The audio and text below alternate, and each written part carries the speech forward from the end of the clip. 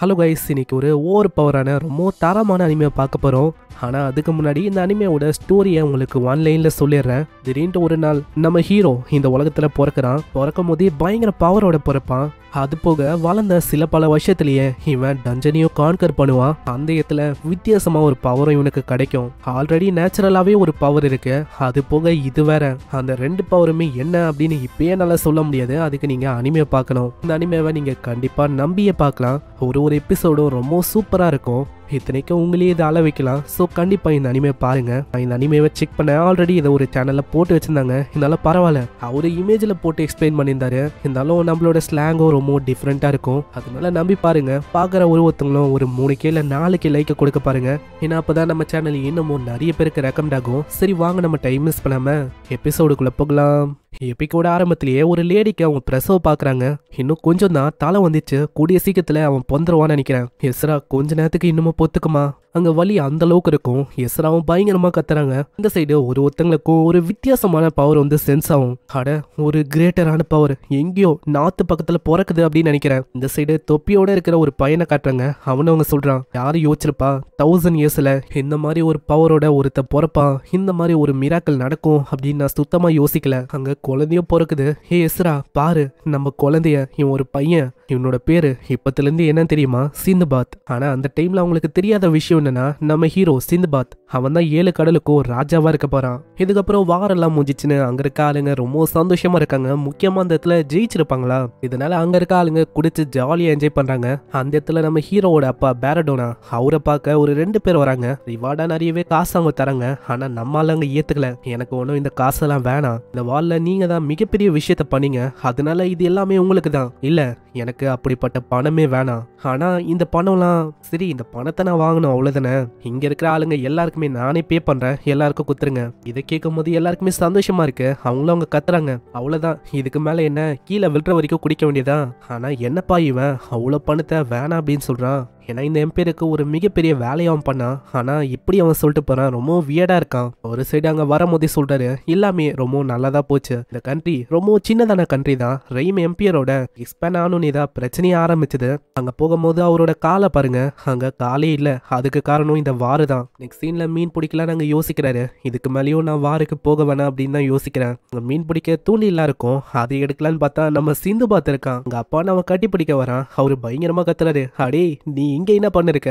அந்த இடத்துல மீன் பிடிக்கலான்னு பார்த்தா நம்ம ஆளு சுட்டித்தனமா ஏகப்பட்ட வேலையை பண்ணுவானா. அங்க எதுவுமே அவரால் பண்ண முடியல. அந்த இடத்துல திடீர்னு வானமும் கருப்பாயினே வரும். வெதரும் அங்க மோசமாயிது. அங்க எங்க போகணும்னு தெரியாத போது சிந்து பாத் தான் அங்க சொல்றான், அப்பா இந்த பக்கம் போங்க. அதே மாதிரி போனா எல்லா வெதரும் ரொம்ப கிளியரா இருக்கு. அவன் சொன்ன பாதை அது கரெக்டா இருக்கு. சிந்து பாத், உன்கிட்ட ஏதோ ஒரு ஸ்பெஷலான பவர் இருக்குன்னு நினைக்கிறேன். அதனால அப்பா சொல்ற இந்த விஷயத்தை கேட்டுக்கோ. என்னன்னா இங்க இருக்கிற ஆளுங்க எல்லாருமே தப்பான பாதையை எடுத்துட்டாங்க. அதனால அவங்கள மாத்த முடியாது. உன்கிட்ட இருக்கிற பவரை வச்சு இந்த உலகத்தோட தலைவிதியை நீ தான் மாத்தணும். எல்லாரையுமே நீ தான் கரெக்டான பாதைக்கு கொண்டு போகணும். இந்த உலகத்தோட தலைவிதி அதை நீ தான் மாத்தணும் கண்ணா. இதுக்கப்புறம் 2 வருஷம் கடந்து போகுது. அங்க சிந்துபாத்தோட அப்பாவும் மீன் பிடிப்பாரா. அவருக்கு ரொம்ப பசியா இருக்கும். மீனையே சாப்பிட்டுலான்னு போயிடுவாரு. நல்ல வேலை சிந்துபாத் அங்க சாப்பாடை கொண்டு வரா. அட கண்ணா, இல்லைன்னா அவ்வளவுதான், மீனை தான் நான் சாப்பிடலான்னு போனேன். அட அப்பா, நீங்க எப்பயுமே இப்பதான். ஆனா நான் உங்ககிட்ட ஒரு விஷயம் கேட்கணும், போட்டுக்கு நானும் வரலாம் இல்லையா? இல்ல முடியாது, ஏன்னா உனக்கு அந்த அளவுக்கு வயசாகல. அப்படி இருக்கும்போது எப்படி என்னால அலோவ் பண்ண முடியும்? ஆனா அப்பா, நான் வந்தா கண்டிப்பா உங்களுக்கு உதவியா இருப்பேன் இல்லையா? யோசிங்க. இல்ல முடியவே முடியாது. அட போங்கப்பா, நீங்க கல் நெஞ்சக்காரரா இருக்கீங்க. நான் வந்து ஒரு சின்ன உதவியை பண்ணும் அப்படின்னு தான் ஆசைப்படுறேன். நீங்க ஏன் புரிஞ்சிக்க மாட்டீங்க? சரி சிந்துபாத், இப்ப அதுதான் விஷயம்னா இன்னமும் கொஞ்ச நாள் போத்துக்கோ. நீ வளர்ந்தக்கப்புறம் கண்டிப்பா நம்ம நிறைய விஷயத்த பண்ணலாம். அங்க இப்படி இவங்க சந்தோஷமா இருக்கும் போது அங்க இருக்கிற மக்களும் கத்துறாங்க, ஆமா என்ன ஆச்சு? இந்த இடத்துல நாங்க மீனை பிடிக்க கூடாதா? வேற ஒரு நாட்டுல இருந்து வந்துட்டு உனக்கு தைரியம் தான். இப்ப விஷயம் என்னன்னா, இந்த 2 நாட்டுக்கு இடையில வார் ஸ்டார்டிங்ல போயிருக்கோம். ஃபர்ஸ்ட் டைம் ஜெயிச்சிட்டாங்க. அதே டைம்ல இடமும் எக்ஸ்பேண்ட் ஆச்சு. ஆனா திரும்பவும் வாருன்னு போகும்போது அந்த இடத்துல தோத்து போயிட்டாங்க. அதுல நிறைய பேர் எந்த போயிருப்பாங்க. அதனால என்ன ஆச்சுன்னா, வாருக்கு நம்ம சிட்டி தோக்க கூடாது, ஜெயிக்கணும் அப்படின்னு சொல்லி சில பல ஆளுங்க அவங்க சிட்டிக்குள்ள இருக்கிற ஒரு பர்சனையும் இறக்க ஆரம்பிச்சாங்க. அதுல போகாம இருக்காங்களே, அவங்கள பார்த்தா நிறைய பேருக்கு பிடிக்காது. அதனால நீ வாருக்கு போயே ஆகணும் அப்படின்னு கம்பல் பண்ணுவாங்க. சிந்துபாத்தோட அப்பாவும் அங்க போட்ல டிசைட் பண்ணிருப்பாரு, வாருக்கு நான் இதுக்கு மேல போக மாட்டேன்னு. 2 வருஷமா அவரு போகவே இல்லை. அதனால தான் இவங்களுக்கு அப்படி கடுப்பாகுது. ஓ, நீ நம்ம கண்ட்ரியோட ஆளுன்னு சொல்லிக்காதியா? வாருக்கு போகாம நல்லா சாப்பிட்டு லக்ஸூரியஸா இங்க வாழலாம் அப்படின்னு பாக்குறியோ உன்னை பார்த்தாலே அசிங்கமா இருக்க. அங்க எப்படியெல்லாம் இவங்க சொல்லும் போது நம்ம ஆளுக்கு அங்க சிரிப்பா வருது. ஹேய் நீ எதுக்காக சிரிக்கிற? அட நீங்க வார நினைச்சு இந்த அளவுக்கு இதுவா இருப்பீங்க நான் சுத்தமா எதிர்பார்க்கல. அதை பார்க்கும் போது எனக்கு சிரிப்பா இருக்கு. ஏன்னா வார நினைச்சு எனக்கு ஒரு துளி கவலை கூட இல்ல. என்னோட கவலை என்னன்னு தெரியுமா? நாளைக்கு வெதர் கிளியரா இருக்குமா இருக்காதா, இல்ல சாப்பிடும் போது எனக்கு ஒயின் கிடைக்குமா கிடைக்காதா, இதுதான் என்னோட கவலை. இதை கேட்கும் போது அடி அடின்னு அடிக்கிறாங்க. சிந்து பார்த்தோ தடுக்க பாக்குறான், ஆனா முடியல. அந்த இடத்துல அவரோட நிலைமையே மோசமா இருக்கும். அப்பா அப்பா எழுதுக்கோங்க. ஒன்னும் இல்ல கண்ணா, நீ வந்து ஓகேவா? ஓகே தான். உங்க அம்மா கஷ்டப்பட்டு செஞ்ச ஃபுட் எல்லாம் நாசமா போச்சு. ஆனா இது சாப்பிடுற அளவுக்கு உண்மையிலேயே நல்லா இருக்குப்பா. எதுக்காகப்பா? ஏன் இப்படி பண்ணீங்க? இங்க வந்து ஒரு ஹீரோ தானே, ஹீரோ இல்லையா என்ன? நீங்க யோசிச்சிருந்தாலே போதும் அந்த ஆளுங்களை ஒரு வழி ஆக்கியிருக்க முடியும். ஆனா நீங்க அப்படி பண்ணல. இல்ல சிந்துபாத், இப்போ என்னால ஃபைட் பண்ண முடியாது. இல்ல அப்பா, நீங்க உண்மையிலேயே ஒரு கோழையா இருக்கீங்க. நீங்க அன்கூலா இருக்கீங்க டேட். உண்மையிலேயே நீங்க சூப்பர் அன்கூலா இருக்கீங்க டேட். அங்க அப்படின்னு அவன் கத்திட்டு ஓடி போயிடறான். அங்க அவராலையும் எதுவும் பண்ண முடியல. அங்க இதுக்கப்புறம் சாப்பிடும் போதும் அவர் பேசுறதுக்கு ட்ரை பண்றாரு. ஆனா அவன் டப்பு டப்பு டப்புன்னு சாப்பிடுறான். இல்ல அப்படியெல்லாம் ஒண்ணும் இல்லாம ஃபுட் ரொம்ப நல்லா இருக்கு. சிந்துபாத் பின்னாடி பானையில தண்ணி ரொம்ப கம்மியா இருக்கு. சோ பின்னாடி இருக்க வெளில போய் அந்த தண்ணியை கொண்டு வர முடியுமா? உன்ன மாதிரி ஒரு சின்ன பையனால இதை கண்டிப்பா பண்ண முடியும். அட வாய முடுங்க, என்னால பண்ண முடியும். உங்களை மாதிரி இல்ல, நான் ஒரு ப்ராப்பரான அடல்ட். என்னாலேயே எல்லாத்தையுமே பண்ணிக்க முடியும். அந்த இடத்துல இப்படி அவன் போயிடுறான். அங்க அம்மாவும் கேக்குறாங்க, ஆமா இது ஓகே தானா? நீங்களே யோசிங்க. ஒரு காலத்துல உங்களை ஹீரோ அப்படின்னு சொன்னாங்க, ஆனா இப்போ உங்களை ஒரு துரோகி, இங்க வேற ஒரு நாட்டை சேர்ந்த ஒரு ஆளு அப்படின்னு எது சொல்றாங்க. என்ன வேணா சொல்லட்டும், எனக்கு அதை பத்தி கவலைலாம் இல்லமா. ஆனா பிரச்சனை வந்து அது இல்லைங்க. நல்லா பாருங்க, என்ன பிரச்சனைனா நம்ம கிட்ட காசு அந்த அளவுக்கு இல்ல, சேவிங்ஸும் இல்ல. அப்படி இருக்கும்போது ஃபியூச்சரை நம்மளால எப்படி வாழ முடியும்? ஏதோ பிளானும் இல்ல. நம்ம என்ன பண்ண போறோம் அதை பத்தி யோசிங்க. இன்னொரு பக்கம் ஒரு பர்சனை பயங்கரமா தொத்துறாங்க. அதுக்கப்புறம் என்ன ஆச்சுன்னு தெரியல. இந்த சைடு சிந்து பார்த்தோம் அப்பா அப்பான்னு கத்துறான். அங்க என்ன ஆச்சுன்னு பார்த்தா அங்க ஒரு பர்சன் அங்க தொத்துறாங்களே, அவன் தான் மயங்கி இருக்கான். ஹேய் என்னோட பையன் தான் வெள்ளான உன்னை கண்டுபிடிச்சான். உன்னோட நிலைமை அதுவும் ரொம்ப மோசமா இருந்துச்சு. இப்போ வந்து உன்னை ட்ரீட் பண்ணலனா அவ்வளவுதான், உன்னோட நிலைமை இன்னமும் மோசமா இருக்கும். சின்ன பையா ரொம்ப தேங்க்ஸ். இந்த விஷயத்த நான் மறக்க மாட்டேன். நான் ஒரு டிராவலிங் மர்ச்சன்ட். என்னோட பேரு டெரியஸ். என்ன ஆச்சுன்னா என்னோட போட்டு வந்து உடைந்து போச்சு. அதுக்கப்புறம் நான் முழிச்சு பார்த்தா இங்க இருக்கேன். அப்போனா அது வந்து ஒரு மிகப்பெரிய டிசாஸ்டரா இருந்திருக்கும்னு நினைக்கிறேன். ஆனா ஏதோ ஒண்ணு, உங்களுக்கு அவளைக்கும் எதுவுமே ஆகல. ஏதாச்சும் உதவி வேணும்னா நீங்க கண்டிப்பா கேட்கலாம். ஏங்க நம்மளோட இடமே ரொம்ப சின்னது, நம்ம கிட்டயே அவளைக்கும் எதுவும் இல்லை என்னங்க? அதுக்குள்ள சிந்து பார்த்தவங்க மண்டிய தட்டின்னு இருக்கான். அட உங்களோட முடி எதுக்கு ரொம்ப வித்தியாசமா இருக்கு? உங்க அம்மாவும் ரொம்ப பயந்து போயிடறாங்க. அட சிந்துபாத் நீ என்ன பண்ணிருக்க? தம்பி என்னோட முடிய பத்தி நீ கேட்டியா? என்னோட முடி ஏன் டிஃப்ரெண்டா இருக்குன்னா என்னோட கண்ட்ரி வேற, அதனாலதான் இப்படி இருக்கு.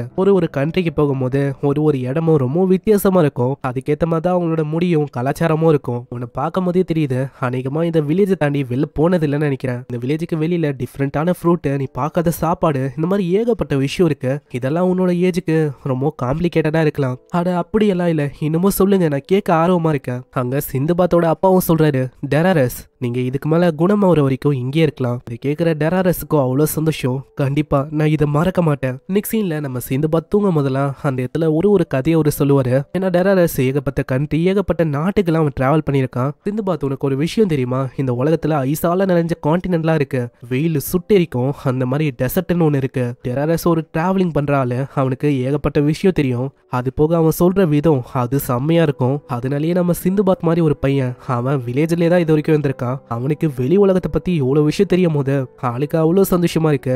ஏதோ வெளி உலகம் ஃபேரி டெய்ல் மாதிரி அவன் யோசிக்கிறான். நம்ம டெராரஸ் மூலமா சிந்துபாத் அங்க ஏகப்பட்ட விஷயத்தை தெரிஞ்சுக்கிறான். இதுக்கப்புறம் அங்க போறதுக்கு டைம் ஆகுமா? சிந்துபாத்தோட அம்மாவும் கேக்குறாங்க, ஆமா டெராரஸ் நீங்க எங்க போறீங்க? அவ்வளவுதான், இதுக்கு மேல உங்களுக்கு சுமையா இருக்க விரும்பல, அதான் நான் போலான்னு இருக்கேன். ஆனா உங்களோட காயம் அந்த அளவுக்கு குணமாகலையே. அட பரவாயில்ல, நீங்க பண்ண இந்த கைனஸ் என்னால மறக்க முடியாது. இதை நான் எப்படி ரீபே பண்ண போறேன் அதுவும் தெரியல. ஆனா அதுக்குள்ள வெளியில சில பல சோல்ஜர்ஸ் அவங்க கத்துறாங்க. யாராச்சும் உள்ள இருக்கீங்களா? என்ன விஷயம்னா வேற ஒரு நாட்டுல இருக்க ஒரு ஸ்பை, அவன் நம்ம நாட்டுக்கு தப்பிச்சு வந்துட்டான். அவனை பத்தி ஏதாச்சும் உங்களுக்கு தெரியுமா? அதை பத்தி கேட்கும் போது கீழே அவர் பாக்குறாரு, ஒரு ஷூ இருக்கும். ஆமா இந்த வீட்டுல நீ உன்னோட ஹஸ்பண்ட் வேற யாராச்சும் இருக்காங்களா என்ன? அவங்க ஏதாச்சும் ஒண்ணு சொல்றதுக்குள்ளேயே டெராரஸ் அப்படி அவங்க எல்லாரையுமே கொல்றாரு. இதை பாக்குற அவங்க அம்மாவும் ரொம்ப பயந்து போய் கத்துறாங்க. சிந்துபாத்துக்கு புரியல. அட அங்கிள் டெராரஸ் என்ன ஆச்சு? ஆனா அவன் நம்ம சிந்துபாத்தை பூச்சுறான். யாராச்சும் வந்தீங்க அவ்வளவுதான், இந்த பொடி பையனை அப்படியே நான் வெட்டி போட்டுருவேன். யாராச்சும் தயவு செஞ்சு என்னோட பையனை காப்பாத்துங்க. ஆனா அங்க யாருமே முன்னுக்கு வரல. அங்க சிந்துபாத்தும் கேக்குறான், அங்கிள் டெராரஸ் நீங்க உண்மையிலேயே கைண்டானவரு, ஆனா நீங்க இப்படிப்பட்ட ஆளா? இல்ல நீங்க ரொம்ப நல்லவர் இல்லையா? நீங்க சூப்பரான ஸ்டோரி எல்லாம் சொன்னீங்க, அதெல்லாம் இல்ல உண்மையிலேயே நான் இப்படிப்பட்டவன் தான். ரெயின் சிட்டில இருந்து வந்த ஒரு ஆபீசர், இங்க இருக்கிற இன்ஃபர்மேஷனை கலெக்ட் பண்ணலான்னு வந்தேன். சீக்கிரம் எல்லாருமே போட்டு சாப்பாடு எனக்கு தனியா ஷீ ஷோல அரேஞ்ச் பண்ணுங்க, இல்லனா அவ்வளவுதான். இந்த பொடி பையன்ல இவனை உன்னை மொத்தமா முச்சு விட்டுருவேன். அட யாராச்சும் என்னோட பையனை காப்பாத்துங்க, தயவு செஞ்சு நீங்க காப்பாத்துங்களேன், என்ன மன்னிச்சிருமா. அப்படி நான் உள்ள வந்தா என்னோட ஃபேமிலிக்கு என்ன ஆகுமோ, அதனால என்னால எதுவுமே பண்ண முடியாது, காப்பாத்த யாருமே இல்லையா. அங்க இப்படி சொல்லும் போது ஹீரோவோட அப்பா வராரு. டெராரஸ், நான் உன்கிட்ட ஆல்ரெடி சொன்னேன் பிரச்சனையை உருவாக்காதன்னு, ஆனா பிரச்சனையை உருவாக்கியிருக்க, தயவு செஞ்சு அவனை விட்டுரு. இது போக நான் உன்கிட்ட கெஞ்சி கேட்குறேன், நீ இந்த இன்ஃபர்மேஷனை ப்ரைஸ்லெஸ்ஸாக நினைக்கிறேன் எனக்கு தெரியும், ஆனால் தயவு செஞ்சு இந்த பக்கம் ஜாயின் பண்ற. அப்படி இருக்கும் போது உன்னை அவங்க மன்னிச்சு விட்டுருவாங்க, உன்னை எதுவுமே பண்ணவும் மாட்டாங்க. என்னது, நான் இந்த கண்ட்ரிக்கு ஜாயின் பண்ணுமா? நான் ஒரு ப்ரௌடான ரெயின் சிட்டியோட சிட்டிசனு. அப்படி இருக்கும் போது எங்க சிட்டிக்கு நான் துரோகம் பண்ணுமா? வாய்ப்பே இல்ல. வெட்டலான்னு போகும்போது எல்லாருமே பயந்து போயிடுறாங்க. ஆனா கரெக்டான டைம்ல ஹீரோவோட அப்பா தான் அங்க காப்பாத்துறாரு. ஹேய், மத்தவங்க என்ன சொன்னாலும் பரவாயில்ல, நான் ஒரு ட்ரேடரு, நான் ஒரு கோலை, என்ன வேணாலும் அவங்க சொல்லிட்டு போகட்டும், ஆனா எதை பத்தியும் எனக்கு கவலை இல்ல. ஏன்னா என்னோட ஃபேமிலிக்கு எதுவும் ஆகக்கூடாது, என்னோட ஃபேமிலி மேல அவனாச்சும் கைய வச்சானா அவ்வளவுதான், அவனை எதுக்காகவும் என்னால மன்னிக்க முடியாது. அந்த இடத்துல அவரும் அப்படியே கீழே விடுறாரு. அங்க சிந்து பாத்து கேக்குறான், அங்கிள் டெராரஸ், உங்களோட கதை எனக்கு அவ்வளவு பிடிக்கும், எதுக்காக நீங்க இப்படி பண்ணீங்க? இங்க நல்லவ தானே, பொடிப்பையா வாய மூடு. அங்கேயே அவரோட கதையை முடியுது. இதுக்கப்புறம் நம்ம ஹீரோவோட ஃபேமிலியால தானே இந்த மாதிரி ஒரு ஸ்பையால உள்ள வந்திருக்கான், அதனால நம்ம சிந்துபாத்தோட அப்பாவை அவங்க பூச்சி வச்சுக்கிறாங்க. அங்க ஹெட் குவார்ட்டருக்கு கொண்டு போகும்போது ஒருத்தங்க ஒரு விதமா அங்க சொல்றாங்க, இவன் ஒரு ட்ரேடரு, இவன் ஒரு ஃபாரினரு, இவனை மாதிரி ஒரு பர்சனால் தான் நம்ம கண்ட்ரில ஸ்பை வந்தாங்க, இவனை மாதிரி ஆளுங்க வாழவே கூடாது. அட நில்லுங்க, என்னோட அப்பாவை பத்தி அப்படியெல்லாம் சொல்லாதீங்க தயவு செஞ்சு. அங்க அடிக்கலான்னு போகும்போது சிந்துபாத்தோட அப்பாங்க தடுக்கிறாரு. நில்லுங்க, என்னோட மகனை தொடணும்னு யோசிக்காதீங்க, உங்களுக்கு என்ன, நான் வாருக்கு போகணும் அவ்வளவுதானே, நான் போறேன், வாருக்கு போகணும் அப்படின்னு மீனிங்கோட நீங்க சொல்றீங்களே, வாருக்கு போனா என்ன ஆகும் தெரியுமா? இதோ என்னோட உடம்ப பாருங்க.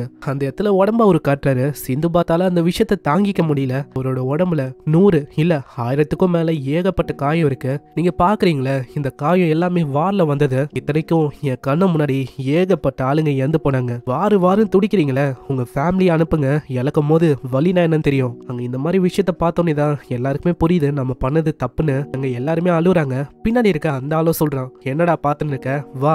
போகும்போதே அவரு சிந்துபாத் கிட்ட சொல்றாரு, சிந்துபாத், நீ சொன்னல நீ ஒரு அடல்ட்டா மாறிட்டேன்னு, உண்மையிலேயே நீ அடல்ட்டா மாறிட்டடா. உன்னோட வாழ்க்கைக்காக இதுக்கப்புறம் தான் நீ போராடுற மாதிரி இருக்கும். சோ சண்டை போடு, எதுக்குமே பயப்படாத. அதே மாதிரி உங்க அம்மாவை நான் உன்னை நம்பி விட்டு போறேன். அங்க இதுக்கப்புறம் தான் சிந்துபாத் நிறைய விஷயத்த புரிஞ்சுக்கினா. அவங்க அப்பாவை லூசர் அப்படின்னு அவன் யோசிச்சான். ஆனா உண்மையிலேயே அவரு ரொம்ப ஸ்ட்ராங்கா இருந்திருக்காரு. தன்னோட ஃபேமிலிக்காக அவரோட உயிரை ரிஸ்க் எடுத்து இப்போ அவரு போயிருக்காரு. இதுக்கப்புறம் சில பல நாள் கடந்து போகுது. அங்க அப்பா வந்த மாதிரியே இல்ல. கடைசியா சிந்துபாத்தோட அப்பா வரல, வந்தது அவரோட ஸ்வாடும் கொஞ்சோண்டு பணமும் தான். அப்புறம் தான் தெரிய வந்தது அவங்க அப்பா வாலே இறந்து போயிட்டாருன்னு.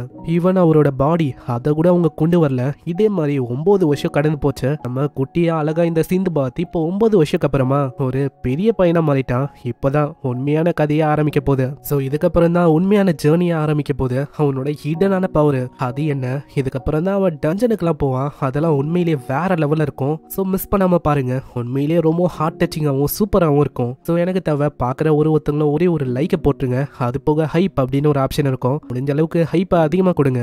அதே மாதிரி வீடியோவும் சில பல நாளாக சரியாக வந்திருக்காது, ஹெவியான கோல்டு, அதனால தான்.